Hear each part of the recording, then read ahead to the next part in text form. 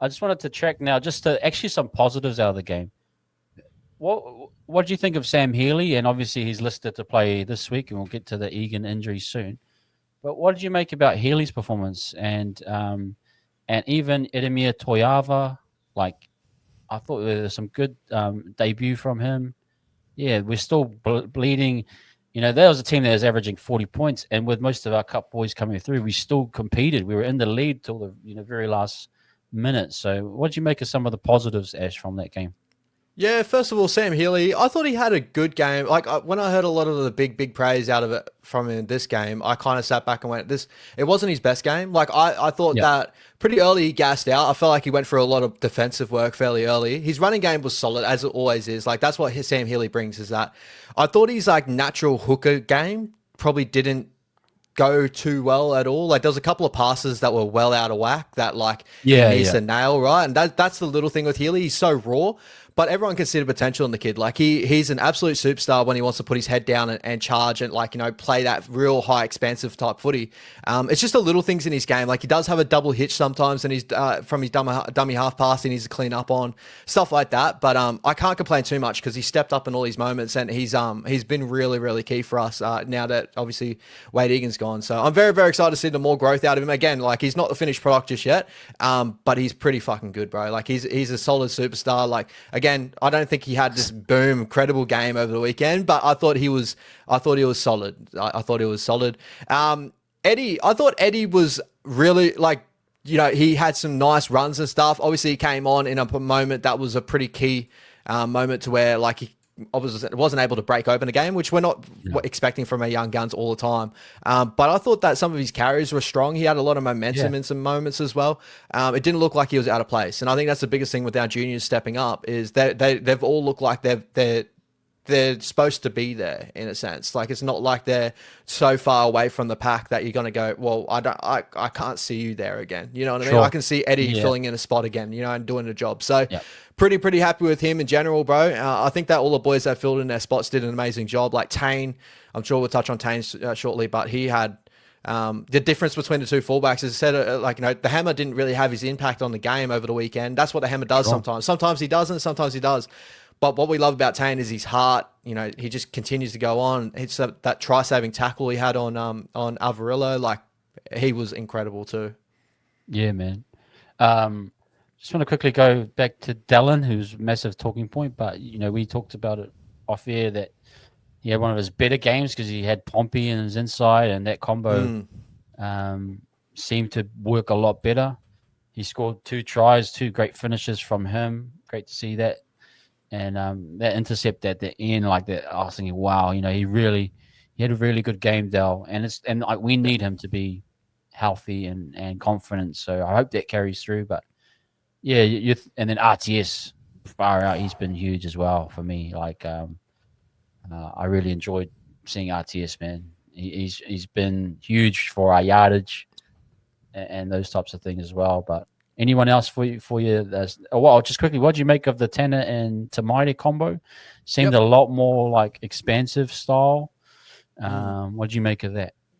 Yeah, first of all, I thought our back three were incredible, and I also want to pose the point a little bit too that I might be coming around a little bit more to like I think Chance is our. I still love Chance as a fullback. I think he's an incredible fullback and he's underrated in his area. But I think with Tane at the fullback, it gives a lot of balance to our back Yeah, three, and it feels like Dal has to take up a bigger role in a sense, and it helps his game a ton as great well. point. Like some Great of point. Dallin's best games have come because Tane's at fullback and he's had to step up in those areas as well. So I thought that he was incredible there, and Roger as again, like again when Tane goes to fullback, Roger goes, all right, well I'm going to up my uptake as well, and he has these impacts in the game. I don't think Roger can do that week in week out, but like what he's doing right now is like actually mind-boggling, and people should understand like Roger's not 25-year-old, 26-year-old Roger. Like Yeah, he's bro. getting up there, and for him to run 335 of the best, like incredible. To our halves though, I thought yeah, like both had some really key moments. Like I thought Tamade, we all knew what Tamade was going to bring to the side. Like when Tamade goes into either the 7 or the 6, the team plays expansive footy. And like Tamade's a gunslinger. Like we know this. His playmaking skills is the best facet of his game. His ball playing skills, stuff like that. And you can just see he just senses the moment and takes it.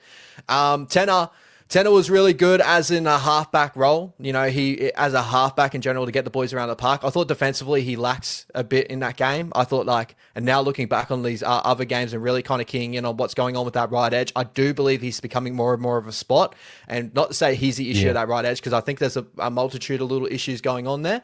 But I think we're starting to see a little bit of what made Luke just a little bit different. And it's kind of hard to hang that on Tanner's head either as well, because he's dealing with an injury depleted side as well to carry around the park. But I kind of touched on with you off air. The difference on Tanner and Tanner and Luke is Tanner's better at Luke with his kicking game. Tanner's better in all these other areas, right? But Luke's kicking game is good enough. Luke's playmaking game is good enough. His running game's so much better. His defense is really good comparatively. And just that mentality of just taking things to an extra level to say, I'm the man, I'll take over in the pressure moments. I think that's where Luke's kind of taken us to another gear. And it's not to say Tanner can't do that. I think it's going to take time before we see Tanner maybe step up in that role and feel like it is his side in that sort of sense to do that. But in these sort of games, you know, I was kind of expecting a little bit more, but he still did enough to be he's a good halfback. But I think we're seeing the deficit of the injuries that we have to our squad, our two captains, our halfback, you know, stuff like that that's going on in our squad at the moment. You got to go. You got to go deeper in the line. That's one thing, but you actually got to go in the line as well. Solo efforts, you know. Peak Sean was go deep in the line, throw cutouts or whatever it may be, but go deep in the line, step through, you know. And I think that's where you get Metcalf. You get him in the line. He can cut through, and he can, you know. I think his next evolution is actually the cutout pass for Metcalf and other trickery you can use with your game, you know. But he has got that go on the line, find space for himself, be a run threat. Because that's what you want to be as a half. You want to be that triple threat. You can either be like a half that an ultimate setup guy. You have a killer back row or center on the outside that can destroy teams, and then you're just a distribution guy. But to be that ultimate half, you need that, obviously deep in the line. You need what Foran was talking about. He worked on that 5-man cutout. So you add to your bag. Then you got your kicking game, but then you got to have your solo runs too. Yeah. And I think that's where Metcalf is probably on that progression as to becoming I can see Metcalf in 5 years if we stick with him. His bag will be big in terms of he can have it all. But Tanner's got those nice skills. He's got nice solid skills. He does. But you just need a little bit more sometimes. And it's where you're separating some really top level talent, right? When we talk about this, I hope it's not people not taking it saying Tanner's a bum or anything like that. It's not that. I think Tanner's a very good halfback. He's a guy that if you had an out and out 6 that's going to step up to the mantle and play the 6 role in a way, Tomate's doing a great job. Chanel does a great job in that sort of sense around him. But I think that it could work with Tanner there at the 7. But I think what made us work so well with Chanel and Luke in those moments too is they're both running threats. So either way, defensive line's got to be honest. Tanner, Luke was doing good enough at a halfback role to kind of pinpoint different positions and then choose when he wants to take over a game. Where I feel like Tanner's still working that out. And again, it might be a little bit harsh for me to say that right now because he is dealing with the injury depleted side and they're still trying to figure out their combinations, stuff like that. They're little excuses that are in his pocket as well. But it's probably, that little bit of that running threat that Tanner probably doesn't possess at the moment, that dummy and go. He showed it in moments where he needs to, but it's probably not enough to me to be so that's the next evolution of him, where Luke's already at that. I feel like Luke has the ability to go into a top level sort of discussion of half sort of thing, where Tanner's got that ability to go into a very good halfback. He's a very, very good halfback. That's the differences here, right? When we're talking top 4 and talking top 8, there's a difference there. Yeah.